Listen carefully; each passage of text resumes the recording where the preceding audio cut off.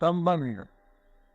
19 श्लोकों में कर्मयोग से सिद्ध महापुरुष की कर्मों से निर्लिप्तता का वर्णन करके अब 21वें श्लोक में भगवान निवृत्ति परायण और 22वें श्लोक में प्रवृत्ति परायण कर्मयोग के साधक की कर्मों से निर्लिप्तता का वर्णन करते हैं। वीरात्मीर यतत्युक्तात्मा त्याक्त सर्व परिग्रह कार्मीरांत्येवानां कर्मा पूर्वाण्यप्नोति किल्बिषाम्। इसका शरीर और अंतःकरण अच्छी तरह से वश किया हुआ है, जिसने सब प्रकार के संग्रह का परित्याग कर दिया है। ऐसा आशा रहित कर्मयोगी केवल शरीर संबंधी कर्म करता हुआ भी पाप तो प्राप्त नहीं होता। व्याख्या।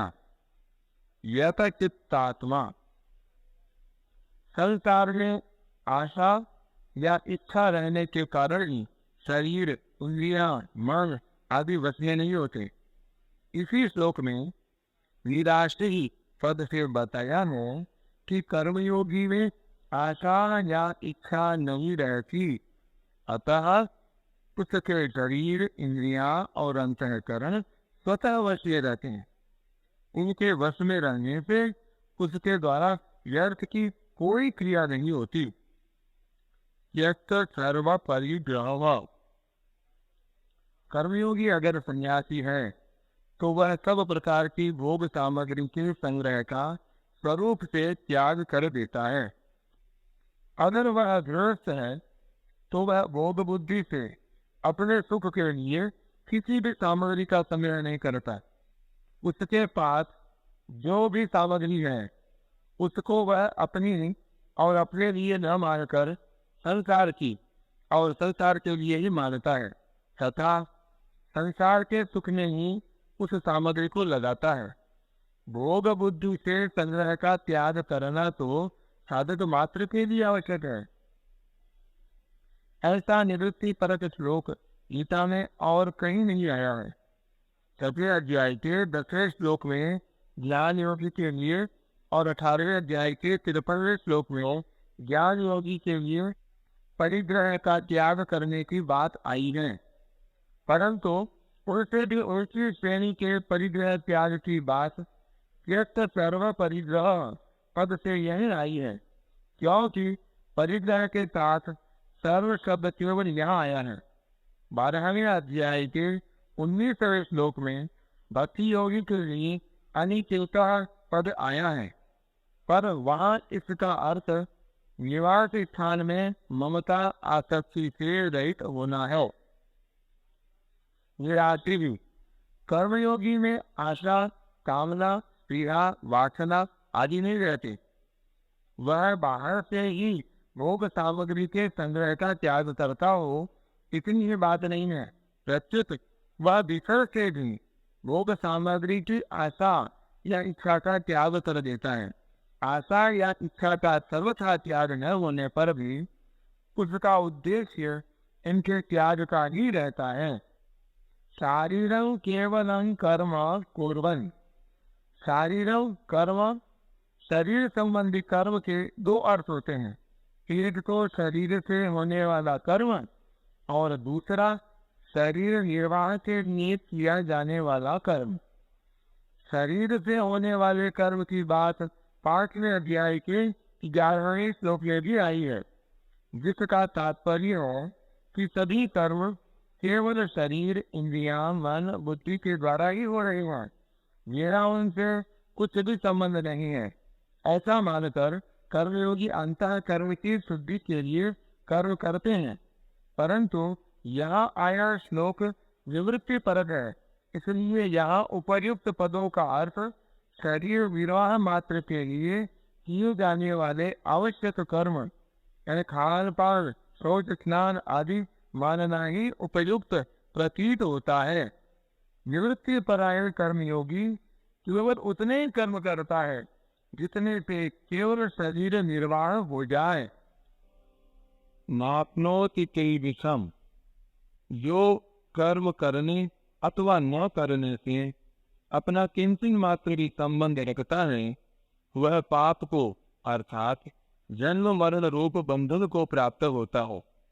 परंतु आशा रहित कर्मयोगी कर्म करने अथवा न करने से अपना कुछ भी संबंध नहीं रखता, इसलिए वह पाप को प्राप्त नहीं होता, अर्थात उसके सब कर्म अकर्म हो जाते हैं। निवृत्ति परायण होने पर भी कर्मयोगी कभी आलस्य प्रमाद नहीं करता। आलस्य प्रमाद का भी भोग होता हो।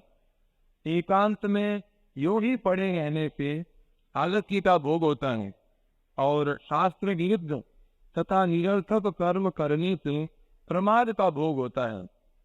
इस प्रकार निवृत्ति में आलस्य के सुख का और प्रवृत्ति में प्रमाद के सुख का भोग हो सकता हो। अतः आलस्य प्रमाद से मनुष्य पाप को प्राप्त होता है, परंतु बहुत कम कर्म करने पर भी निवृत्ति परायण कर्मयोगी में किंचन मात्र भी आलस्य प्रमाद नहीं आते। यदि उसमें किंचन मात्र भी आलस्य प्रमाद आते तो किल्बिषम न आपनोति कहना बनता ही नहीं। वह यतचित्तात्मा है, अर्थात उसके शरीर इंद्रियां और अंतःकरण संयुक्त है, इसलिए उसमें आलस्य प्रमाद आ ही नहीं सकते। शरीर इंद्रियां तथा अंतःकरण के वश में होने से, भोग सामग्री का त्याग करने से तथा आशा कामना ममता आदि से रहित होने से उसके द्वारा निषिद्ध क्रिया हो सकती ही नहीं। यहाँ शंका हो सकती है कि जब उसके द्वारा पाप क्रिया हो सकती ही नहीं, तो यह क्यों कहा गया कि वह पाप को प्राप्त नहीं होता? इसका समाधान यह है कि क्रिया मात्र के आरंभ में अनिवार्य दोष पाप पाए जाते हैं। सर्वारंभा ही दोषेण धूमे नाग्निरिवावृतः, परंतु मूल में असत के संग, कामना, ममता और आसक्ति से ही पाप लगते हैं। कर्मयोगी में कामना, ममता और आसक्ति होती ही नहीं, अथवा उसका कामना, ममता और आसक्ति का उद्देश्य ही नहीं होता, इसलिए उसका कर्म करने से अथवा न करने से कोई प्रयोजन नहीं होता। इसी कारण न तो उसे कर्मों में रहने वाला आनुषंगिक पाप लगता है और न उसे शास्त्र विहित कर्मों के त्याग का ही पाप लगता है। दूसरी एक शंका यह हो सकती है कि तीसरे अध्याय में भगवान ने सिद्ध महापुरुषों को भी अपने लिए कोई कर्तव्य सिद्ध न रहने पर भी लोक संग्रह के लिए कर्म करने की प्रेरणा की है। अपने लिए भी भगवान ने कहा है कि त्रिलोकी में कुछ भी कर्तव्य और कर्तव्य न होने पर भी मैं सावधानी पूर्वक कर्म करता हूँ। अतः शरीर निर्वाह मात्र के लिए कर्म करने वाले कर्मयोगी को क्या लोक संग्रह के त्याग का दोष नहीं लगेगा? इसका समाधान यह है कि कामना, ममता आदि न रहने के कारण उसे कोई दोष नहीं लगता। यद्यपि सिद्ध महापुरुष में और भगवान में कामना, ममता आदि का सर्वथा अभाव होता है, तथापि वे जो लोक संग्रह के लिए कर्म करते हैं, यह उनकी दया कृपा ही है। वास्तव में वे लोक संग्रह करें अथवा नहीं करें, इसमें वे स्वतंत्र हैं, इसकी उन पर कोई जिम्मेवारी नहीं है। वास्तव में यह भी निवृत्ति परायण साधकों के लिए एक लोक संग्रह ही है। लोक संग्रह किया नहीं जाता, प्रत्युत होता हो। तीसरी एक शंका यह भी हो सकती है कि तीसरे अध्याय के 13वें श्लोक में भगवान ने केवल अपने शरीर का पोषण करने वाले मनुष्य को पापी कहा है। और यह कहते हो कि शरीर निर्वाह मात्र के लिए कर्म करने वाला पाप को नहीं प्राप्त होता। दोनों का सामंजस्य कैसे हो? इसका समाधान यह हो कि जब तक भोग बुद्धि है और कर्मों तथा पदार्थों में आसक्ति बनी हुई है, तब तक कर्म करने अथवा न करने से पाप लगता ही है। इसीलिए वहां पचनते आत्म कारणात् सद आए हैं। परंतु उस कर्मयोगी में भोग बुद्धि नहीं है और कर्मों तथा पदार्थों में आसक्ति भी नहीं है, अतः सर्वथा निर्लिप्त होने से उसे कर्म करने अथवा न करने से किंचित मात्र भी पाप नहीं लगता। प्रश्न: इस श्लोक को अगर सांख्य योगी का मान लें तो क्या आपत्ति है, क्योंकि इसमें आई सब लक्षण सांख्य योगी में कटते हैं? उत्तर: पहली बात तो यह है कि यह कर्मयोग का प्रसंग है, इसलिए यह श्लोक मुख्य रूप से कर्मयोगी का ही है। दूसरी बात, सांख्य योगी अपने को कर्ता मानता ही नहीं, उसमें मैं कुछ भी नहीं करता हूँ ऐसा स्पष्ट विवेक रहता है। फिर उसके लिए कर्म करता हुआ भी पाप को नहीं प्राप्त होता, ऐसा कहना कैसे बन सकता है? कर्मयोग के साधक में वैसा स्पष्ट विवेक जागृत न होने पर भी उसका यह निश्चय रहता है कि मेरा कुछ नहीं है, मेरे लिए कुछ नहीं चाहिए और मेरे लिए कुछ नहीं करना है। इन तीन बातों का दृढ़ निश्चय रहने के कारण वह कर्म करते हुए भी उनसे मुद्रित रहता है। लोगों में प्राय ऐसी मान्यता है कि कर्मयोगी गृहस्थ आश्रम में और ज्ञान योगी सांख्य योगी संन्यास आश्रम में रहता है, परंतु वास्तव में ऐसी बात नहीं है।